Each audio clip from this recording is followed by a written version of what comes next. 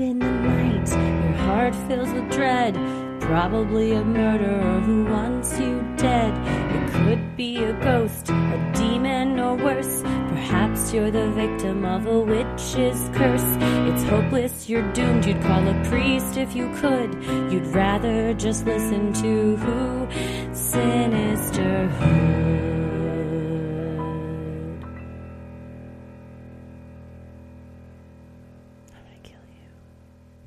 Hello and welcome to another edition of Freaky Friday, where we tell your odd but true stories. It is the final Friday of May 30th. Summer's here.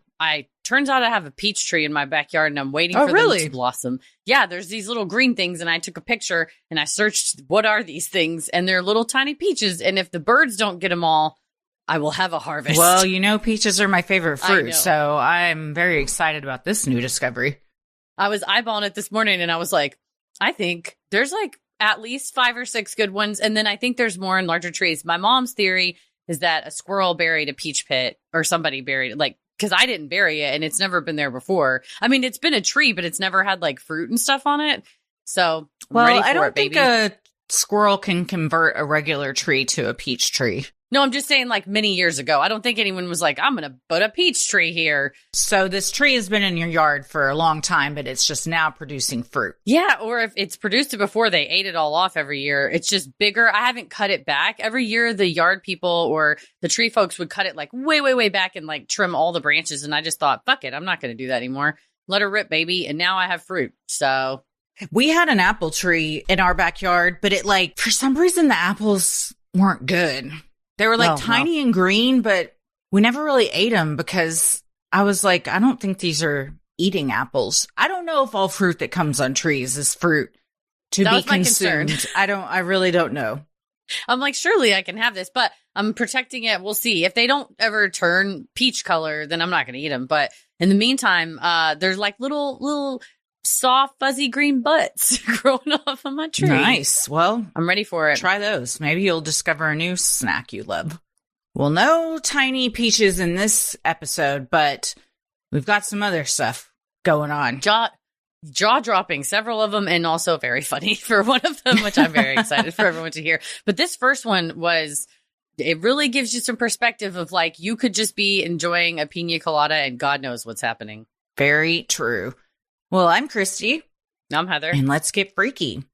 This first one's from Laura, and it's called, I Saw Epstein's Island Get Raided on Family Vacation.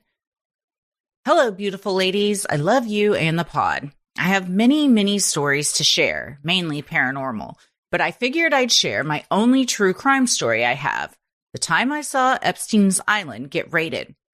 Way back when all the stuff about Epstein was coming out, my family and I took a vacation to St. John's, one of the 3 U.S. Virgin Islands. Our resort was beautiful and right on Great Cruise, looking out over the bay/ocean. It was paradise. If you were sitting on the beach, you could see out in the distance smaller islands. This is important to the story. One day, my family, which consisted of my twin brother, mom and dad, and I, decided to hang out on the resort's beach and drink pina coladas. At some point during our day drinking, we noticed a lot of helicopters and boats going to and from one of the smaller islands we could see from the beach. I wonder what's going on there, my brother asked. I shrugged and took another sip of my drink, not thinking much of it. At this time, I wasn't locked into true crime like I am now, so I didn't know much about what was going on in the world. A few hours later, my family and I were getting ready to head out to dinner when my brother asked us, you know that Epstein guy that's been in the news? Yeah, why? My dad asked. He has an island off of St. Thomas. It was raided today. That is when it clicked. Holy shit. The island we saw boats and helicopters coming and going from was Epstein's Island. We watched the raid happen in real time. For the rest of the week we were at St. John's, we could see boats and helicopters coming and going from the island. I still can't believe we witnessed the island being raided in real time. It was so surreal.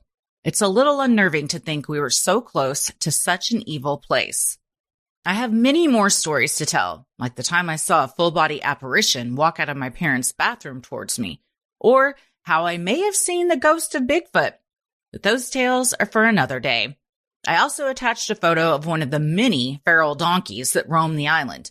If you have your windows down and are stopped near them, they'll stick their face through the window, as you can see. Keep creepy and never change, Laura. First of all, look at that donkey. Look at It'd be that hard to say no. donkey. Just saying, hey. Oh, Cute. I have been to St. Thomas. I don't remember if we went to St. John's, maybe like for one of the days. Everything out there is jaw-dropping, gorgeous, and also sinister as fuck in some parts. Turns out, Laura brings up a good point. Like, you're just sitting there, like, looking at an island that's not that far and not knowing that, like, it is one of the more evil places on Earth. Yeah. If you're thinking insofar as, like, powerful people doing horrible things to vulnerable victims unchecked for decades, like, that is just emanating, like, horrible evil. It's like being like, yeah, I was just on a speedboat next to Diddy's mansion or whatever, and you're just like, oh, yeah, like, God. And to see it go down in real time with helicopters and shit, I mean, obviously you're not in danger or anything. It's just like proximity to like history. Yeah. It's also the juxtaposition of something so beautiful with something so evil, with this like beautiful landscape. I'm sure his mansion was gorgeous too, but like being a victim there and having the worst things happen to you, and you're like, there's people on the beach across the way that are just like on family vacation having a great time. Mm-hmm. And it's like, you feel almost kind of like, how can we be that close in proximity to such suffering and not know? And it makes you wonder, something as big and horrible as Epstein's Island. I feel like that same fear also strikes not everyone, but perhaps some of us, as like, what could be going on with my neighbor, with the people, any house you pass on the street. There's some type of, I can't remember. There's like a word for it that it's not Schadenfreude, but it's similar to it in that there's a word of this feeling of overwhelm of all of the different lives that are going on around you. And like, you never be able to perceive them all. That too, but with like horrors. Yeah.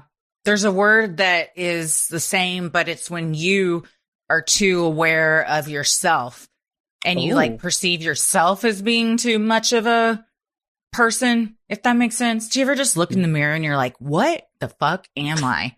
Like, I do that like pretty much every day. I'm just like, you're like made of stuff. What's going on in there? But also, like, what is any of this really? I have a lot of existential crises in my bathroom.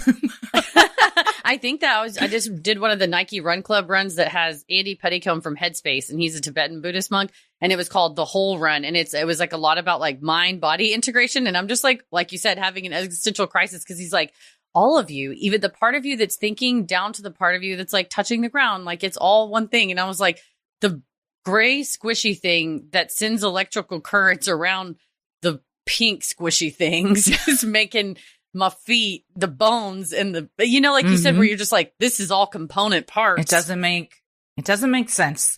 And then there's also one where you think you're the only alive person and everybody else is in a simulation.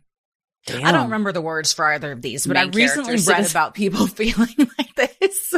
I wonder too, if the more we experience life through our devices, and you almost do feel like you're the only real person if you're like experiencing like heartache, joy, everything like through a screen versus like in reality. If it like what's his face, depersonalization or derealization that Bo Burnham just like mentioned in Inside and like struggled with and things like that. And he said he thought that it had to do something with him being so online as he was, and it kind of caused a lot of his anxiety and stuff. So all that to say, you never know what the fuck is going on across the bay. No, across the street, across the ocean, whatever. It is.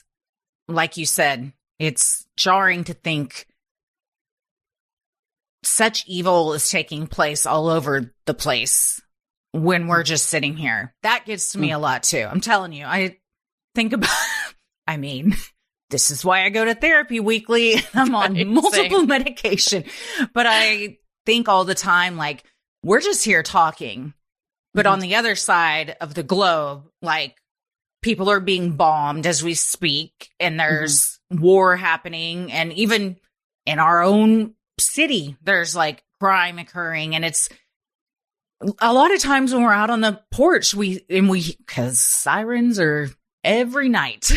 Pop, pop, pop, pop. Wee, yeah. wee. And we've said several times, like, isn't that crazy that like we're just sitting here talking, having a good time, and there's another storyline of several people's lives going on that we're hearing that clearly is not good. It's just the realization of things when you really sit and think about it can be overwhelming. Oh, certainly. And for every bomb that's dropped, someone's having a baby and someone met the love of their life and someone's holding their grandma that they just got reunited with. And, you know, it's like, it is overwhelming because it does happen all the time, all at once. And I think that's another, again, like when you're on your phone, you're like, I'm seeing first person, this person drive through a crowd or whatever, damn. like first person. Yeah. That Liverpool footage is, so if you watch it, just know like people were injured. As of now, no one has died because it is such insane footage that I literally thought it was AI. I had to look and I was like, surely this is not really happening. This is wild. Oh no, it really did. And it's so many people capturing it. So that's the other thing is like, I think our brains are processing like so many different kinds of horrors at once, which I would call it the monkey Heather inside, like I gotta do something about this. Like the irrational part of you gets like hyped up, even if the rational part of you is like, this is far and it already happened and it doesn't. But you put yourself in the shoes, not only of the people with the car headed towards you, but the people holding their phone who are experiencing a separate kind of horror and trauma. Separate, you know, but from that perspective of you had to witness something just as horrible as the person having to go through it, just as horrible as, you know, a family member getting a call going, we were at that parade. So I think it said 7 people remain in the hospital, but upwards of like 80 were treated for various types of injuries. But the ones in the hospital, thankfully, are in stable condition. So, which honestly, shocking. Great news. Shocked that there weren't casualties. No, absolutely. So. Well, thank you, Laura, for sending this in. Hope it didn't ruin your vacation too much. This donkey, I think, probably turned things around. Man, definitely. It'd be real hard for me not to want to just get out and ride one of those. You've been wanting a donkey, a mule. Look at this. They can just roam around. Yeah, I get a loose one. I get a donkey and a mule. They'd be best friends. Are those two different things? I think so. I think a mule is one thing and a donkey's a separate one. I thought they were the same thing. Breeds. For a long time, I thought a mule was just a little horse. I mean, if they have a cold, sometimes they are. But I knew they weren't horses, but I did think they were the same thing as donkeys. But what the hell do I know about anything? Turns out a mule is half donkey, half horse. So it's like a Venn diagram. Well, yeah. I mean, you get a horse and a donkey together, sparks are going to fly.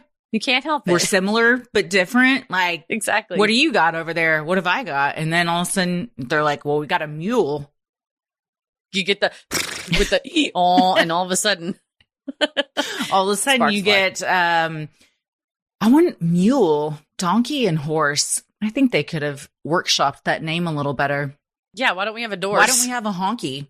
Come on. Well, wait a minute. You know, they probably said exactly that. And then immediately were like, nope, we can't do that one. But could we not do Doors? That's what I'm saying. We don't have a Doors. They're like, we have too many honkies. We're good on that. We don't need that anymore. We do. So, yeah, we don't need any more walking around, especially an island where people are trying to vibe. Well, thank you, Laura, for sending that in. Sinisterhood will be right back. This show is sponsored by BetterHelp. You know, I feel like a lot of people back, 50 years ago, even up to like 20 years ago, if you said, oh, I have therapy, they'd be like, oh, you need to go to therapy. Yikes. And I really feel like the tides are shifting now where it's a red flag for me if someone's like, I don't need therapy. Fuck it. I'm not going to go. It makes me concerned because I feel like that's someone saying like, I don't need to go to a dentist. It's one thing if you don't have access, but to purposefully avoid a component part of head to toe. We said we're all just a bunch of molecules gathered together and your mental health is the same as your head to toe health. It also, for me, instantly kind of makes me feel more of a connection to someone and more inclined to like want to get to know them if they do just casually drop. Yesterday when I was in therapy, or my therapist said, because I'm like, you're taking care of yourself, and those are the type of people that I like to surround myself with. For real. Mental health awareness is growing, but there's still progress to be made. 26% of Americans who participated in a recent survey say they have avoided seeking mental health support due to fear of judgment. When people hesitate to get help, it doesn't just affect them. It impacts families, workplaces, and entire communities. This Mental Health Awareness Month, let's encourage everyone to take care of their well-being and break the stigma. The world is better when people are healthy and happy. For most of my life, I did not go to therapy, and I desperately wish that I had, just given what I know now. I love my therapist that I met through BetterHelp. She has helped me improve every aspect of my life, even my physical health, which I'm able to take better care of because I addressed issues that were in my mental health. But coming from the legal field, a ton of my colleagues did not have, they had access, but they didn't make it a priority. They didn't want to say that they were doing it because they were stigmatized. And I think you can always show up better for everyone else in your life if you first put on your oxygen mask and show up for yourself. BetterHelp is fully online, making therapy affordable and convenient, serving over 5 million people worldwide. Access a diverse network of more than 30,000 credentialed therapists with a wide range of specialties, and easily switch therapists anytime with no extra cost. We're all better with help. Visit betterhelp.com/sinister to get 10% off your first month. That's BetterHelp, HELP.com/sinister. This next one's from Jamie. And it's called, Can I See Your Tan Lines? No, perv. Hi, ladies. I love your show so much. I even got my scaredy cat husband to listen on our long car rides. He gets so physically angry at episodes about how awful men can be to women. There are still some good men in this world, and I got the best. Anyways, let's get freaky. As I'm writing this, I am 26. This takes place when I was around 20 or 21. I used to live in the Hollywood of the South, the beautiful Cummington, Georgia, the film location for Vampire Diaries, Walking Dead, Dukes of Hazzard, and more. Little shameless plug for where this story takes place. I used to work at a tanning salon for several years. Tanning salons are no stranger to a wide variety of odd folks.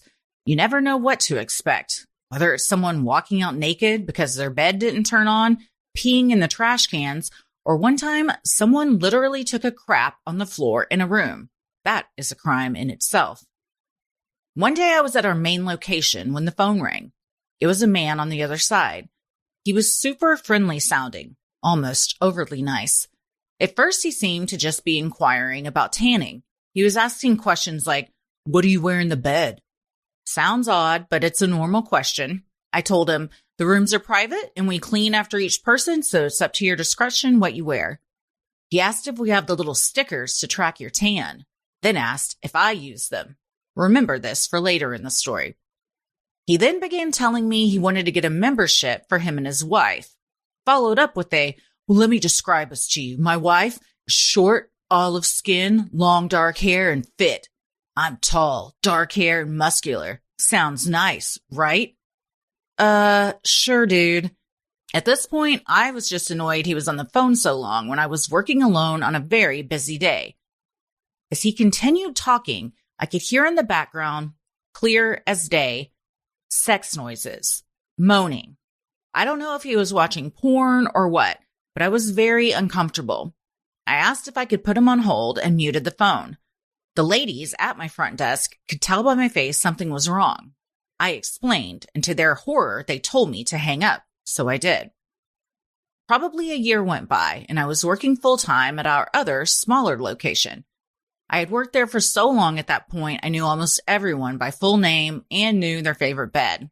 That's small-town life. This man came in that I didn't recognize and said he wanted to sign up for a membership for him and his wife. As I always do, I started explaining the different level beds and prices. He asked me what to wear in the tanning bed. At this point, I hadn't put the pieces together. Again, it's a regular question people asked. I began giving him a tour of the different beds so he could see the sizes. As we were walking down the tiny hallway, he started describing his wife to me. "Sounds good looking, right?" At this point, my stomach fell out of my ass. I was stuck at the end of a one-way in, one-way out, narrow hallway with this man, and he was blocking the way out. I was trying to stay calm and professional to not seem freaked out. He proceeded to say, "I saw the stickers up front. What are those for?" I said, "They are for tracking your tan lines." "Oh yeah? Do you use them?" Can I see? At this point, I made my way around him and told him I would show him the lotions at the front. I made it back safe behind the front desk where my concealed carry pew-pew was in my pocketbook. By the grace of God, he left, saying, I'll talk to my wife and be back. He never came back. What made me the most upset was I was the oldest girl that worked there. All the other girls were still in high school and under 18. I'm so glad it happened to me and not one of them. At the time, I was in an abusive marriage with my ex-husband, so I knew how to stand up to a man and defend myself if I needed, which also pisses me off about this. My work was my safe haven away from my abusive ex, where I escaped reality and felt the most safe. This man made me feel unsafe in the one good place I had. Luckily, I never saw him again. I have lots of other true crime and paranormal stories I need to write in. Thank you for taking the time to read this. Stay safe, keep it creepy, and don't let creepy men ask to see your tan lines. With love, Jamie. Oh, Jamie, I always hate when anybody, but primarily it seems to be men, take advantage of like a situation where it might be okay to ask what somebody's wearing, right? Like she said, that's like a normal question that you would go like, if I'm going to go in the bed, what might I wear? And given that it is a normal question, they use that as a way to sort of open the door of creepiness.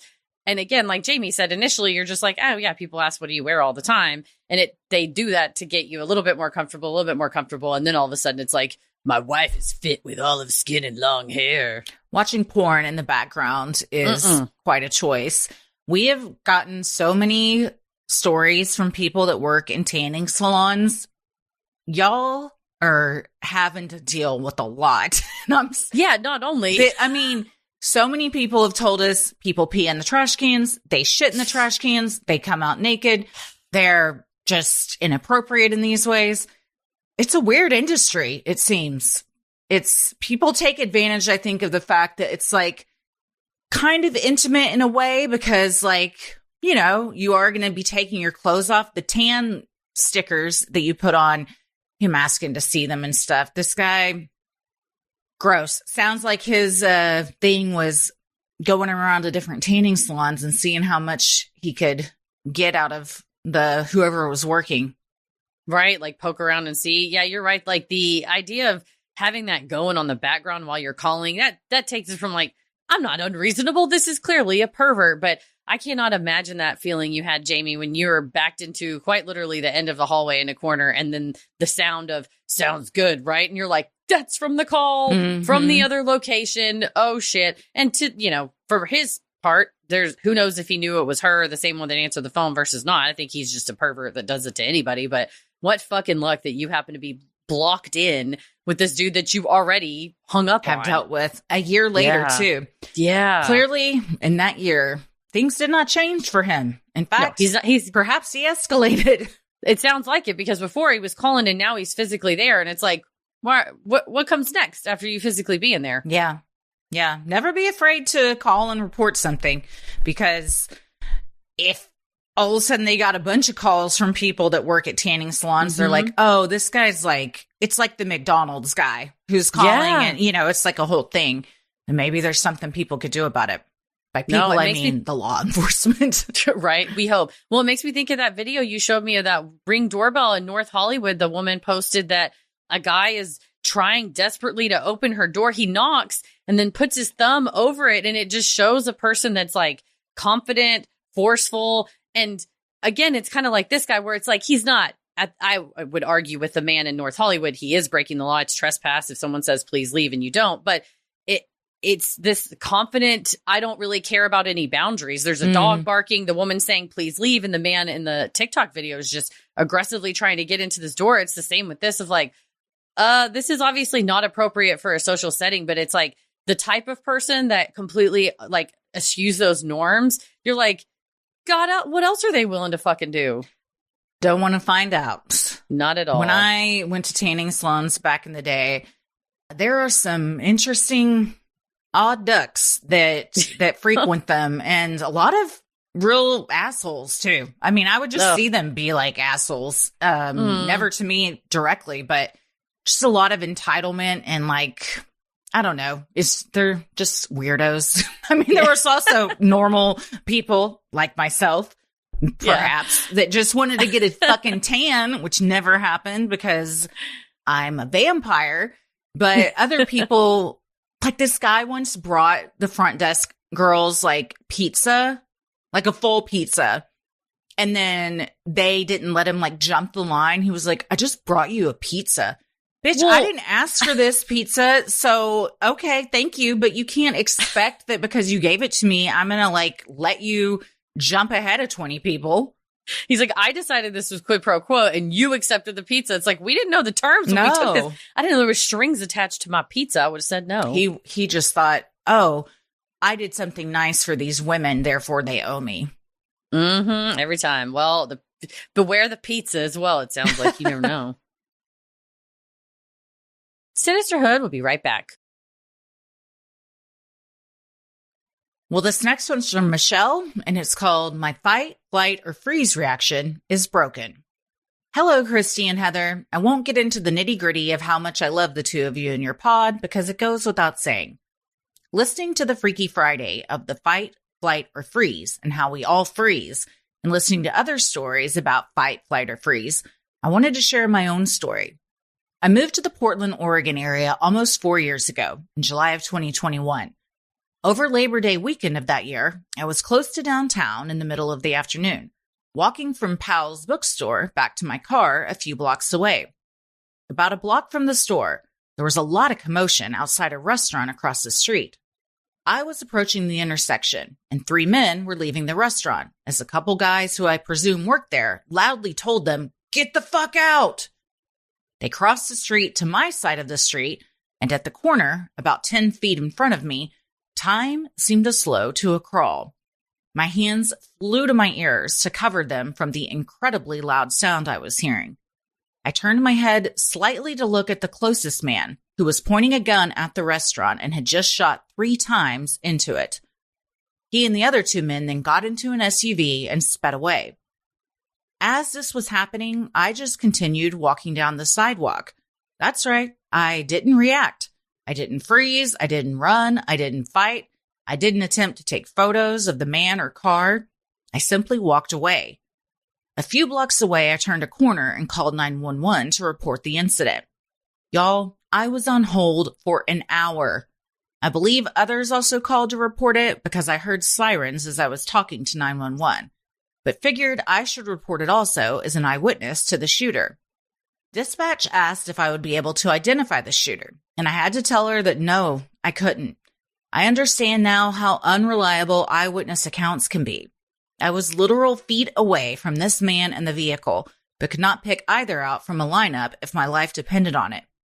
I had nightmares for several weeks afterwards, but no long-lasting effects. I saw a news blurb about it later, which mentioned that several eyewitness individuals left the scene. I didn't know I needed to stick around to talk to police at the scene. Dispatch did have my name and number if they needed to get in touch after the fact. Thanks for reading my story and stay safe out there. Well, that is a new, you're just in the middle of the day. I think everyone reacts to situations like this differently. And maybe this was like an appease type of thing, or just like you saw like danger and your body and brain were like, we're getting out of here as calmly as we can. Mm-hmm. You know, Don't you knew attract obviously attention. to call 911 once you got away from it, but I feel like time does slow to a crawl in moments that are traumatic like this. Mm-hmm. And until you're like really in it, you don't really know how you're going to react. And sometimes your reaction may surprise you. Well, yeah. And I think too, it's not like you saw a shooting from across the street. If something's 10 feet in front of you, I think your body is going to say, what can I do to protect myself? And probably screaming, running. You know, if your subconscious is like, safest thing is like head down and keep going, then, you know, it's your own version of flight, perhaps, or the dog in the kitchen with the world on fire going, this is fine, everything's fine, but you know it's not. And you're like, I just have to make it to where I can get somewhere safe and call 911. But thank you for including that link to what happened as well. And yeah, it sounds like some folks got into an altercation inside of a restaurant and came out, and it says preliminary investigation indicates a verbal argument led to a physical fight between a group of known people inside the restaurant. Shots were fired. The group moved outside where more shots were fired. So people just getting pissed off and freaking out and having guns on them. That is why it's so scary to get into altercations with strangers because, especially where we live, you have no idea who's carrying a pew-pew in their car or on their person, or if you knock on the door. I mean, it could be anywhere. So I think also like stuff like this, when time slows to a crawl and it's so surreal, it's almost dreamlike. Like you're kind of like outside of yourself watching this happen, but your brain can't process like this is actually happening because it's so out of the ordinary and, traumatic, I suppose. Yeah, you're right. Maybe your brain's trying to protect you somehow, just like, because any one of us might, if we were like, I'm fully appreciating the circumstances, just, I don't know, ball onto the ground and try to protect, it's just like that. And that might not be the safest thing. So again, it's interesting.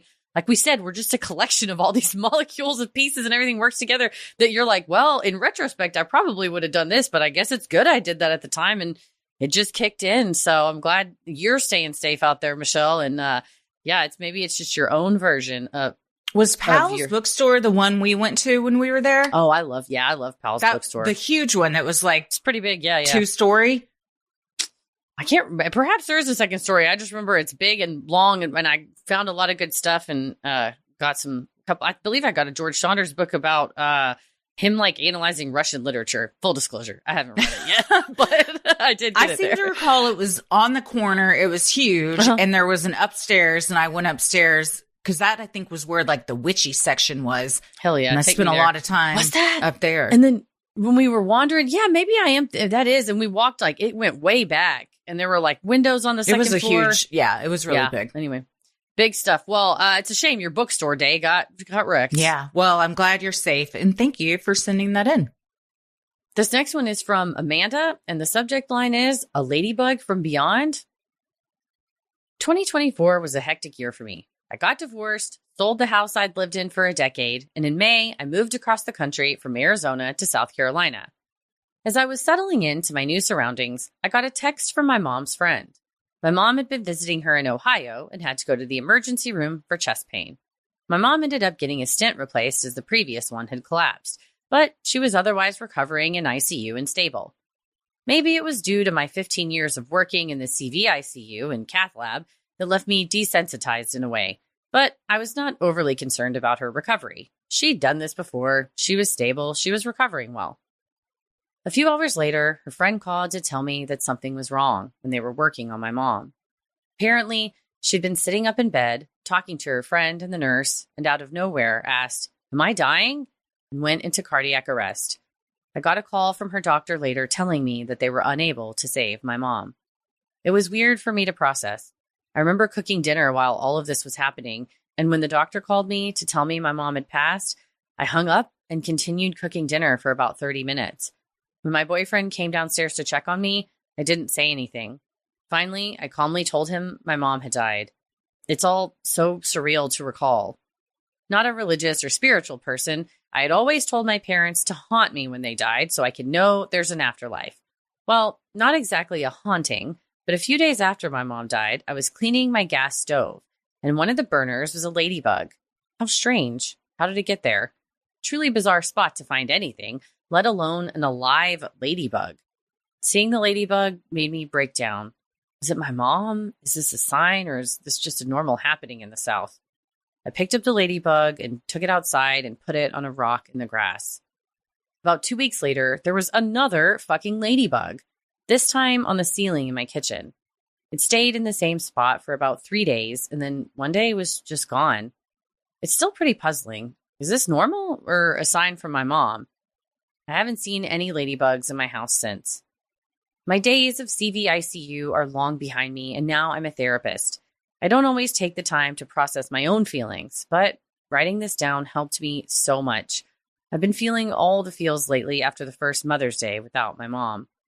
Anyway, thanks for reading. I've attached some pictures of the ladybug. Curious if ladybugs just show up in burners in the South. Keep it creepy, Amanda. Oh, sweet Amanda. I've never found one in a burner, but I will say I see ladybugs when if I'm thinking about someone close to me that has died. Oh. Inevitably, I will see ladybugs very soon after, and in also bizarre places. One time, interesting, there was like 3 of them crawling across the mirror in my bathroom. Or, yeah, just like I would be walking and like there would be one on a leaf or something like that. I think there is something about, you know how like people think cardinals show up, it's a loved one or something. I think there's something about ladybugs too. Yeah, I think so. I'm look it up. I have not had ladybugs come in my house. My family, my mama used to always say, when I die, I'm going to be a butterfly. And there have been specific times in our lives where butterflies have shown up. And recently a medium told me that my dad communicates with me through birds. It was interesting. On a run with a pair of birds dive bombed my face and flew up at the last second. And Paris was luckily on the run. I'm like, did you see that? He was like, yes, I did. So at least I had a witness. I was like, both of us were running side by side and the birds only flew at my face. So I think it's different for everybody, because I think it's just you, Amanda, as far as ladybugs being around. I don't find them in my burner. I don't see them in my house. It's very rare I see a ladybug indoors whatsoever. Fucking ants. Seen plenty of those. Man. Had to call somebody out about the fucking ants. Oh, we had somebody come out today, too, about ants. Well, killing them was horrific and terrible because, you know, they put the poison and then you end up with a bunch of dead ants around and it's not fun. Yeah. But all that to say, I have not had the experience that there's like a prevalence of ladybugs in my house or in my life. No, only when I've been thinking of someone who's passed. And there you go. The brief AI overview agrees that it can be interpreted as a sign from a deceased loved one, a reminder they are in a good place, or a message of love and warmth. So if it brought you comfort to see that and it reminded you of your mom, I think that's beautiful. And that's all that really matters. It has happened to me so much with ladybugs in such weird places that like, I'm pretty convinced there's something with ladybugs and there's something and deceased loved ones. Maybe they turn it. I'm just kidding. They don't turn into ladybugs. I mean, I guess perhaps reincarnation, but I have also seen ladybugs. So maybe that's just the thing. Also, Ladybug was a nickname that my mom would call me when I was little, usually when I was in trouble, though. And my grandparents once gave me a like charm bracelet that had all ladybugs on it. So the time I saw them on my mirrors when I was shortly after my grandpa had passed. Oh, yeah, stuff like that. I wonder, I don't know if it's full like reincarnation where now your grandma is a bird or a bug or whatever, but I always wonder if like we are particles of energy. Wouldn't it be easier to move something as small as a bug or a bird or something like that that's also already in flight, that you could get around your loved ones more easily than if it were like, I'm now a ladybug always, and I'm reincarnated as a ladybug. I don't know how it all works, but it makes sense in my head at least. I don't know how it all works either, but I hope when I come back, if I do, a ladybug wouldn't be a bad gig. Everybody likes them. You get to be on flowers a lot. They're cute. Jewelry, t-shirt. Yeah. It's great. Love it. Well, we're very sorry to hear about your mom, Amanda, but it sounds like, like Christy said, if it brings you comfort, may you see a ladybug anytime you need one. Yeah. Sinisterhood will be right back. Well, the next one is from Anan, and their subject line is Demon Hitchhiker in Helltown. Hey, ladies, I absolutely love what you do. You're a breath of fresh air in this ever-changing world, and every week your episodes help keep me grounded while I go about my job. You guys constantly keep me on my toes with your stories and banter, and I feel seen. I've been wanting to submit my Freaky Friday encounter for a while, and I'm going to do it today since I'm off on a long weekend. I needed a little bit of backdrop in order to paint a visual of the timeline of when this experience happened. I was 21 years old and working a third shift position in McDonald's to dig myself out of a rut my younger self was in. Not the best situation. The echoes of the beeps from all the machines still haunt me to this day. Anyway, That shift in June was a particularly rough night, and I had a buddy who must have had insomnia also because he was willing to come over to my house at around 1:30 a.m. when I got off work, and he offered to go for a late night drive.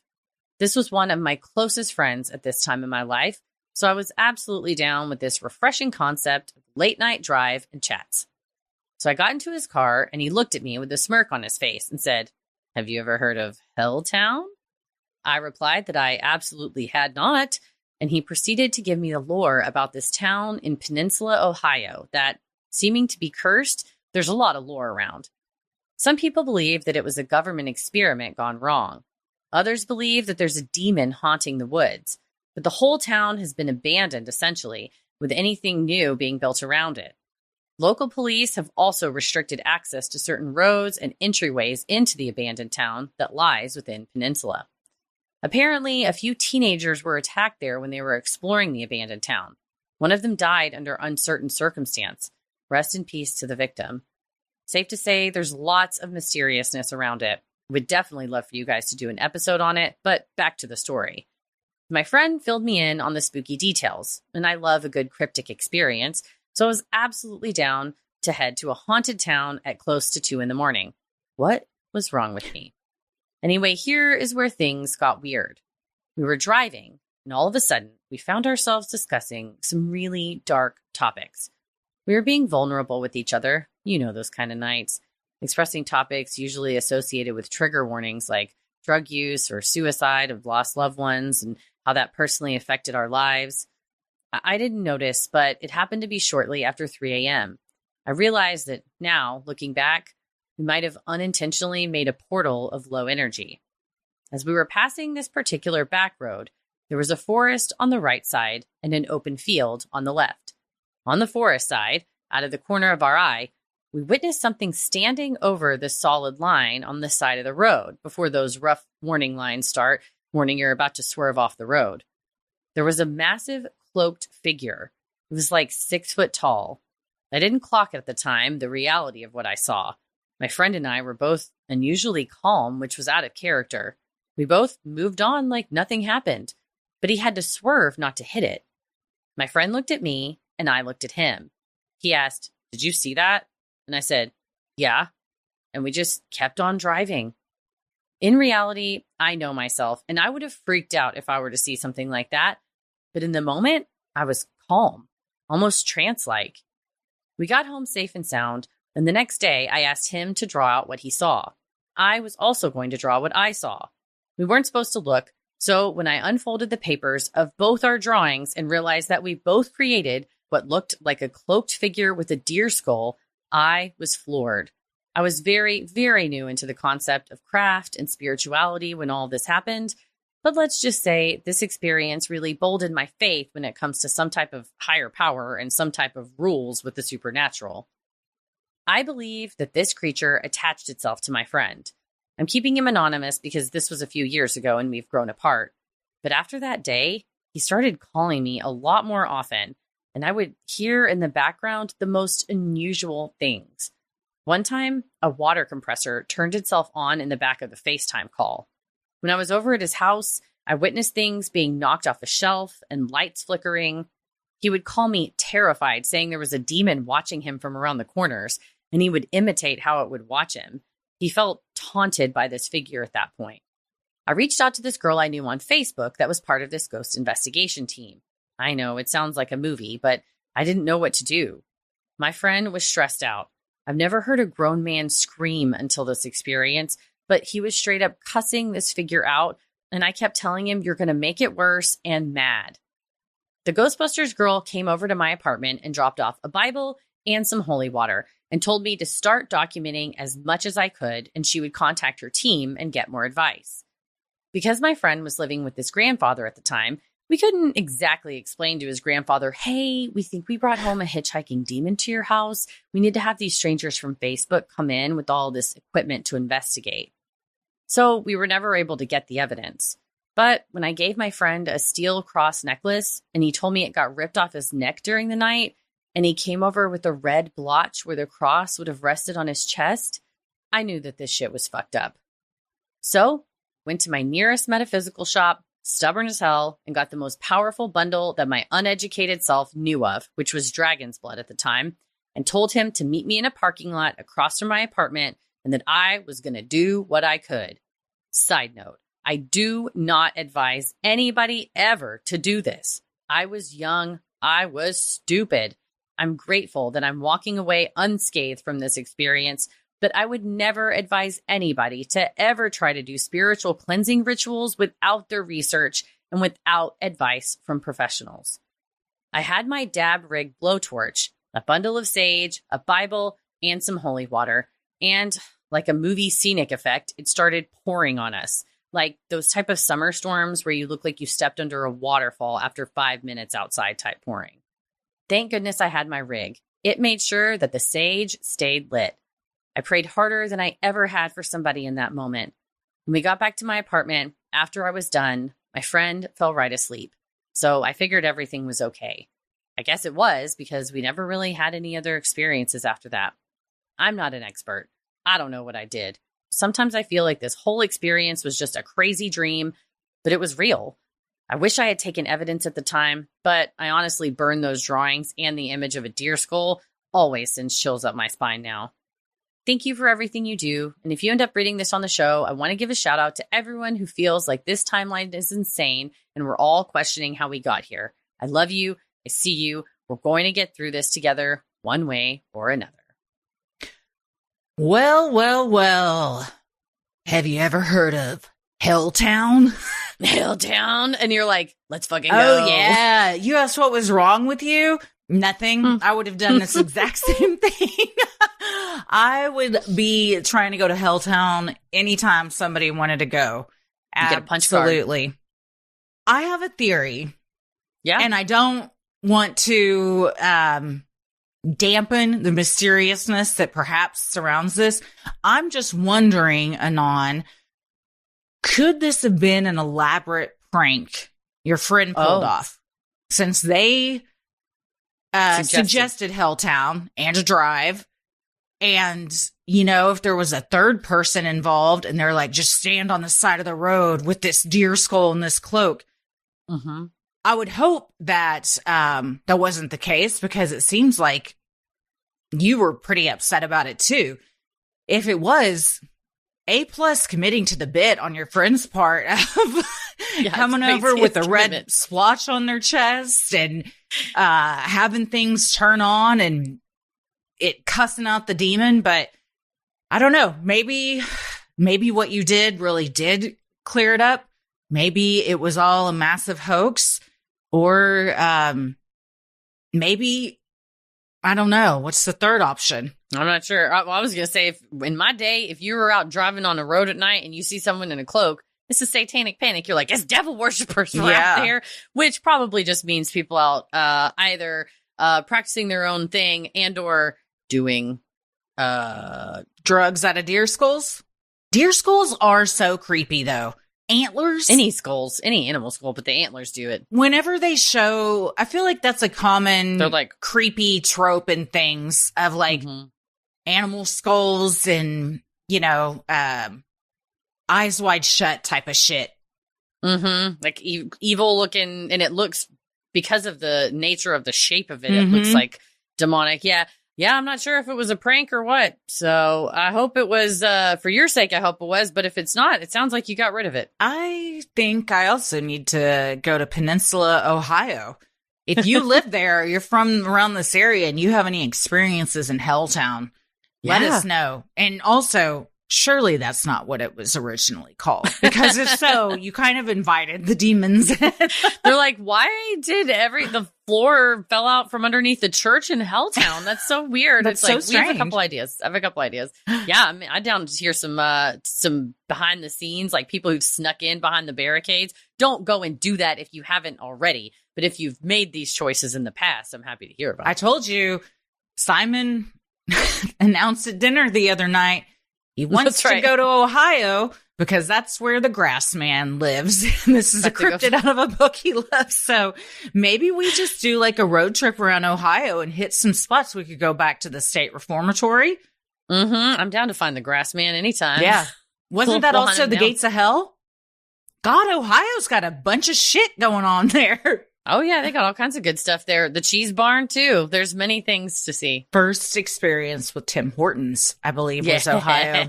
Yes, by the gates of hell. Not far at all. So good. Well, yeah, I'd love to hear some Helltown stories. I'm glad, Anan, that you made it out of there and you're good to go. Sinisterhood will be right back. Final one is from Owl's mom, and the subject line is Pipe of Terror. And she writes, hello, Sinisterhood. When I was 10 or so, I was super excited to go on my first Girl Scout camping trip in the US of A. My expectations were high. I had gone camping in Germany with the Pathfinders, the German version of Scouts, and had loved it. We were all sleeping in the big mess hall as it was just our troop and maybe one other for 2 nights, if I recall correctly. Maybe 10 to 15 girls. The bathroom was down the hill from the mess hall. I use that word loosely because it was a shed-like building, and in the middle of it, there was what looked like a giant pipe sticking up, the toilet seat on it. When you went pee or poo, it took a while to hit what was underneath. Gross and creepy. My grandparents had an outhouse, and I've used other outhouses camping and shit before. This was worse. Literally a pipe in the center of the room with a toilet seat on it. Night comes, and I and my 3 newly made friends have to go to the bathroom. I had to shit. I had to shit so bad I was convinced my butt was going to explode off. My friends and I made a little huddle and gathered around the flashlight as we dared to make our way down to the bathroom. The woods were towered and rustled over us. Our flashlight cast shadows, and we were all beside ourselves with anxiety by the time we made it to the shed bathroom. Despite feeling like a ticking time bomb, I let the other 3 girls go first because I was worried I would take too long or stink up the bathroom shed too much. Finally, it was my turn. I sat upon the pipe of terror and was barely squeezing out my shit when suddenly there was a horrifying, echoey screech that came from the woods. It sounded to me like the scream of a woman. I let the rest of my shit slide out of me in a panic. I couldn't move due to the terror. I heard the other girls outside go silent, like me when the screech happened. I couldn't breathe. Had that been close or far away? Suddenly, I heard those 3 assholes who were supposed to be my friends make a fucking run for it. So there I was, stuck on the throne of terror, friendless and haunted by the screech that had just rippled through the forest. My stomach was a knot of dread. I was sweating in pain, sweating in terror. My legs wouldn't move. I was terrified something was out there and that had just murdered a woman in the woods. I was worried a raccoon would jump up the pipe and bite my ass. Abandoned, I had to make a choice. Possible toilet monster or woods monster. I got up with frozen legs, hurriedly cleaned myself, and pulled up my PJs with my stiff but shaking hands, and then sprinted blindly toward the mess hall. My friends were already there, now giggling how silly they had been and how there was nothing out there. They said they must have freaked themselves out. I ignored them. They had left me in the clutches of the unknown. They were not friends. I went to my sleeping bag and crawled into it and curled into a ball and waited for this damn disappointment of a trip to be over. I did not hear the screech at the camp again the next night, but refused to go to the bathroom at night again. To my knowledge, there is no crime reported. There were no cryptids found, only false friends and disappointment. Needless to say, I did not keep those friends, and I never went camping with the Girl Scouts again. It wasn't until years later that I realized it was probably a deer or a moose that had screamed in the woods that night. Deer being more likely since moose only show up rarely in the area of the Adirondacks our camp was in. Or a vixen. They have scary screams too. The camp still exists. It's called Camp Trefoil in Harrisville, New York. I hope they updated the toilet. From the looks of the pictures I found online, it looks about the same. I have no photos of this camping trip. My mom said I didn't take any because I hated it. And that tracks. Hope this gives you a little laugh. Stay freaky, Owl's mom. I have a pipe from my younger days too, but it wasn't something everybody shit into. It was something everybody stood around or sat on and smoked weed. So this pipe sounds way worse. Anything where you might could go into it, or like you could be sucked in, or something could come out of it. I don't want to sit on it. Porter potties or like outhouses in general. It's a lot to unpack what is going on down there. Mm-hmm. And the weight, it's like dropping a pebble down a well to see how deep it is. And you're like, well, if I fall down there, or like it's suddenly I become like something's going to come out. My watch is going to fall off, even though it's fully attached to me. You know what I mean? Like I start being paranoid of what could fall. But after I saw a sleepaway camp where someone gets murdered and stuffed into a camp outhouse toilet, it forever ruined these things for me. But that was just like a wooden shed thing, not a fucking pipe. No, dude. yeah. It's, at least they put the seat on it so you didn't have to sit on the pipe. Because I imagine, to me, the pipe is like this round. Yeah. Is that I figured it was like, I thought you could like fit in it, that it was like toilet seat size. Oh, I was thinking much smaller. So, Al's mom, we need some clarification on the size of this pipe. What was the circumference? Could you have fallen down it? Yeah, I need a pipe diameter drawing. Would it have been like you have to position yourself to aim really well because it wasn't big enough to fit in? Or option 3, which I don't know. But I hate that they're like, you're 10, just go out there in the night by yourself. You're good. Go into that gross ass outhouse and just camps for kids. You gotta have some decent bathrooms. That's one thing you gotta invest in.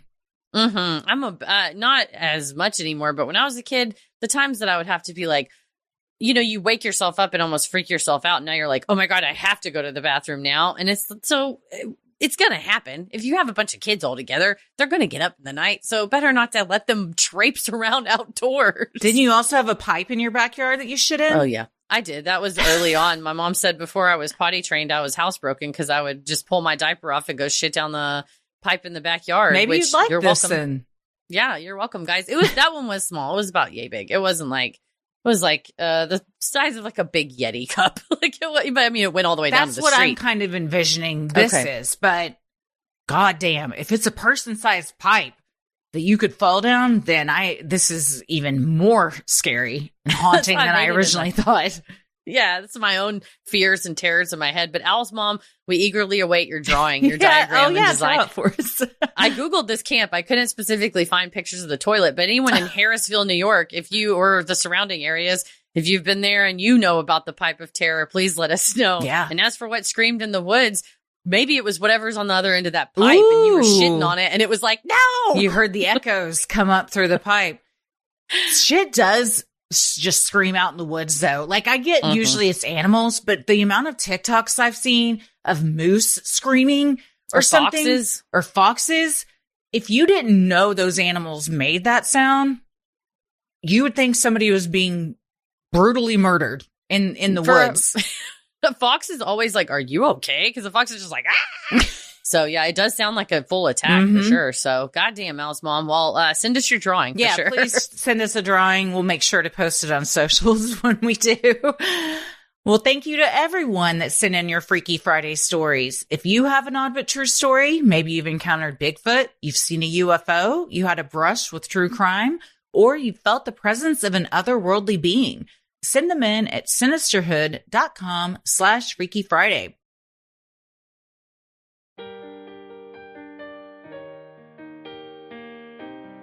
Speaking of freaky, if you got something creepy caught on camera, found a weird or unexplainable clip online, maybe you just have a funny video you need us to see, send it our way and we'll live react to it during Sunday Scaries, our weekly live stream over on Patreon every Sunday at 8:30. It's totally free. You can go to sinisterhood.com/Scaries to submit your video for that. And we have such a fun time. If you join on Patreon, all you got to do is enter your email and it's a free thing. Then you get to react in the chat with everybody and also see everybody's cool animals. Yeah, everybody has the best pets. And even if it's not pets, someone sent an axolotl from the San Diego Zoo last time. Nice. Like, we get all kinds of cool animal pics in there. And the videos they run the gamut from little frightening ones, like short films that scare the shit out of us, to like hilarious old 70s or 90s power walking videos. Oh, that one was great. Yeah. Well, thank you so much about that one. Yeah. To everybody who joins. We love you guys. Well, if you like our free episodes, you'll love our Patreon bonus content. You can join for free to see what we're up to next. You get access to Sunday Scaries, as well as a ton of backlog of free stuff. Or you can join at a tier and get over 1,000 hours of content, such as Judge Christie, where I rule on petty grievances you bring before the court. True Crime Headlines, where we break down the latest news and updates in true crime. Heather Saves, where anything Heather has found late night scrolling could be discussed. And Am I the Asshole, Unpopular Opinions, and other subreddits that we feel require our input. And if you want to try some of those perks out, we offer free trials where you join for free for a week at any of the tiers. Check out all the perks, cancel anytime before the trial is over without getting charged. But when you stick around, in addition to all that bonus content, what else might they get depending on tier? You might get ad-free episodes, monthly live stream Q&As on the third Thursday of every month, quarterly live bonus content, weekly audio bonus content, mini-sodes, merch discounts, and a community of the best listeners on the whole internet. Head over to Sinisterhood.com, click shop on the top banner. Check out Sinisterhood merch like t-shirts, mugs, totes, stickers, and even clothes for your kiddos. While you're on our website, you can also review the show and submit topics and cases you'd like us to cover, plus all of your videos and stories for Freaky Friday and Sunday Scaries. You'll also find fun things like topic-based playlists and tickets for chug it, chug it, chug it, chug it, choo, choo, Getting there. caca, Getting there. caca. Getting there. This is the soundtrack that we've somehow created over the past few months for Come on, ride that train. 2025. It's the ocean train. Come on, ride that train. The ocean train. Well, we're talking about Crime Wave at Sea. What'd you say? I said the people at Crime Wave are going to be like, please stop saying it's a train. It's a cruise ship. And we're like, yes, but it is a train of the ocean. They're like, it's confusing. Stop saying that. Confused. Trains can't float. Everyone keeps asking, where's the train? Where's the train? All we see is a ship. It is a ship. Trains don't float. We're talking about Crime Wave at Sea 2025. It 100% happens on a cruise ship. It's the ultimate true crime festival at sea. Who else is going to be there along with us?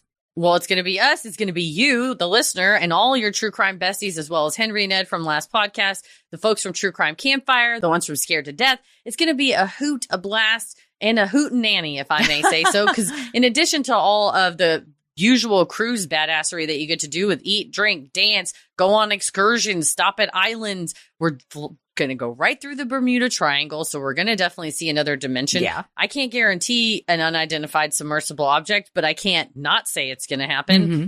And also, we're going to perform. There's going to be an intimate Q&A. There's a handful of those left. You also have fun little events with everybody, a karaoke thing. We're going to do a belly flop contest, all kinds of whatnot. It's going to be a good time. All the people there are doing live recordings of their podcasts too. So it's going to be a lot of fun. Plus, you get to meet like-minded people. You're going to meet your new bestie. If you are thinking about going, but maybe you need a roommate or you just want to see who else is going, head on over to our Discord, and we have a server specifically for Crime Wave at Sea and those looking to maybe pair up, see who's going. I'm so excited. Also, November 3rd through 7th is like peak good weather for It's gonna be so everywhere. Nice. So weather's going to be so nice. We're just going to be sitting up on that deck come 3 a.m. What was that in the sky? A shooting star? Nay. That was a UAP. And then it lands on the ship and we make contact. And they're like, do you want to come with us or do you want to stay on your ocean train? And we're like, well, and then we all have to make that decision for ourselves. If you want to go, you can go. If you don't, you don't have to. I'll probably go, just FYI. So go to crimewaveatsea.com/sinister and join all that because it's happening. We've said so. We have called it into existence and it shall be crimewaveatsea.com/sinister and get your fan code and get your spot booked because spaces are limited and it's not just our fans going. It's folks that are fans of all of those shows. So once the tickets are sold out between True Crime Campfire, Scared to Death, and Last Podcast fans and y'all, that's it. So get yours now at crimewaveatsea.com/sinister. You can follow us on Instagram and Threads at Sinisterhood Pod, like us on Facebook at Sinisterhood, follow us on YouTube and TikTok at Sinisterhood Podcast to watch clips from the episodes, live streams, and more. And if you are looking for a unique and personal gift for the Sinisterhood fan in your life, or you just want to treat yourself to a pep talk or some advice from us, book a cameo now. From happy birthdays to birth announcements to congratulations on whatever accomplishment. We would love to celebrate with you by creating a custom video that can be immediately viewed and sent. Not only is it a thoughtful gift, but it's perfect when you're not trying to deal with the hassles of shopping. You need a last minute gift. Father's Day's coming up. Graduations are happening. And also anytime's a good time to treat yourself. So go to cameo.com/Sinisterhood. That's the website, cameo.com/Sinisterhood. Where can people find you? I am on Instagram and Threads at Christy M. Wallace and TikTok at Christy or GTFO. Heather? On the internet at Heather versus the world. As always, the devil rules the airwaves. Keep it creepy.